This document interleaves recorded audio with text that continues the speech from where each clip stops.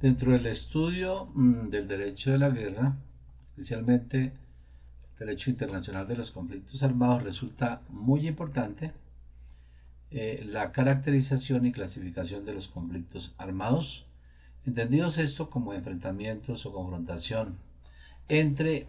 beligerantes y adversarios. En consecuencia,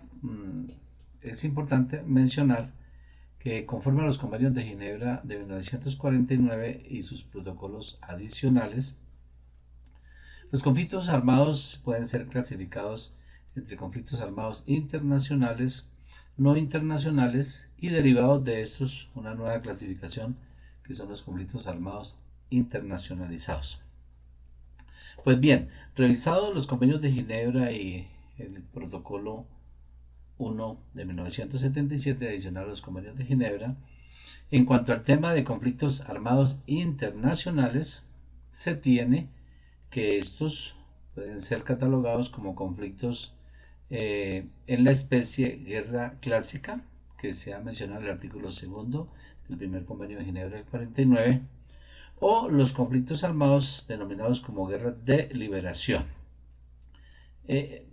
Así las cosas, la primera clasificación de conflictos armados internacionales como guerra en sentido clásico que le refería, menciona el artículo 2 del primer convenio de Ginebra del 49, se refiere al enfrentamiento bélico entre dos o más ejércitos organizados de altas partes contratantes. Es lo que se conoce como guerra clásica porque es la que normalmente venía desarrollándose y que el derecho internacional de la costumbre la tenía como tal. La siguiente clasificación que he referido en los conflictos armados internacionales son las famosas guerras de liberación, que resulta importante precisar, tienen como fundamento, como un denominador, la libre determinación de los pueblos, el ejercicio de la libre determinación. Y por supuesto que ayer el artículo primero, numeral cuarto del protocolo 1 de Ginebra del 77 hace referencia a ellos. Y estos se clasifican en tres especies o tipos de conflictos armados de guerra de liberación. Entonces, la primera de ellas, pudiese mencionar, es aquella que se presenta cuando los pueblos en ejercicio de la libre determinación luchan contra un régimen racista. La segunda, cuando los pueblos en ejercicio de la libre determinación luchan contra un régimen colonial. Y finalmente, cuando los pueblos en ejercicio de su libre determinación luchan contra la ocupación extranjera. Bien. Adicionalmente están los conflictos armados no internacionales, que son introducidos convencionalmente, solo enunciados y desarrolladas algunas reglas aplicables a los mismos en el artículo 3 común a los 4 convenios de Ginebra de 1949, donde se habla de conflictos armados que no sean de índole internacional. Y por supuesto que este pequeño tratado dentro de los tratados, los 4 convenios de Ginebra del 49, que es el artículo 3 común, resultaba un poco corto para lograr fijar reglas más o menos amplias frente a los conflictos armados no internacionales. Y fue necesario que se desarrollara el protocolo de Ginebra de 1977 adicional a los 4 convenios de Ginebra, quien en su artículo primero, el cual los caracteriza a los conflictos armados no internacionales. Y de última mano también se ha mencionado a los conflictos armados internacionalizados, que son aquellos, según la doctrina, que, iniciando como conflictos armados no internacionales por el desarrollo, la amplitud del desarrollo de las hostilidades, trascienden al plano internacional y, por supuesto, se internacionalizan, es lo que ha dado en llamarse conflictos armados internacionalizados. Una de las preguntas que se formulan quienes estudian la temática es ¿cuál es la legislación convencional que rige o que fija reglas para cada uno de esos conflictos armados que he mencionado? Pues bien, en mi criterio y tomando de otros doctrinantes, se tiene, por ejemplo, que en los conflictos armados internacionales las reglas convencionales están determinadas en los 4 convenios de Ginebra de 1949, con excepción del artículo tercero común que ya referí, trata de conflictos armados no internacionales.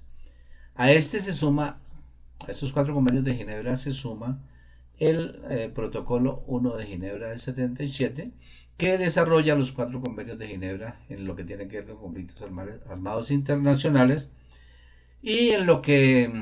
no haya sido regulado subsidiariamente, en mi criterio, debe acudirse al derecho internacional de la costumbre de la guerra y consuetudo de la guerra.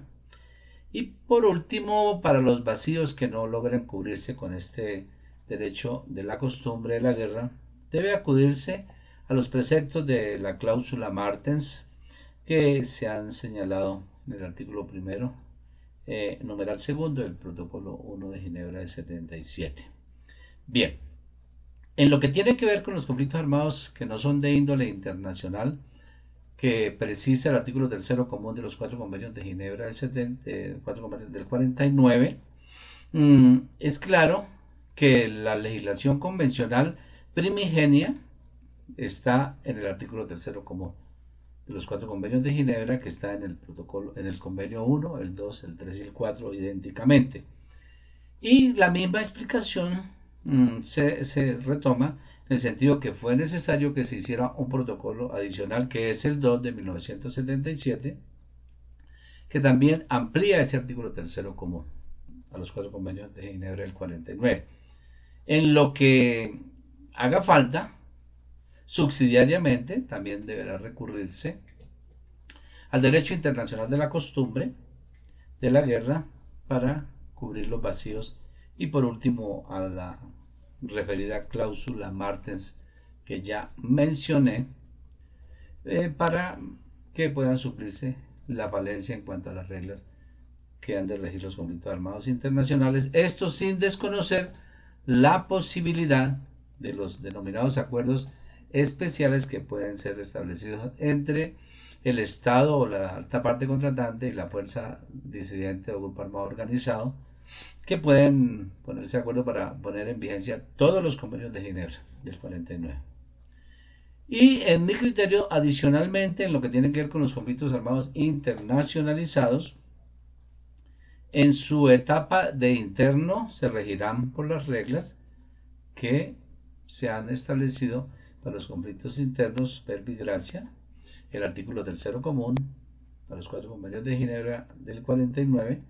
el protocolo adicional número 2 del 77 y los preceptos de la cláusula Martens, como se prevé en el protocolo 1 de Ginebra del 77. Y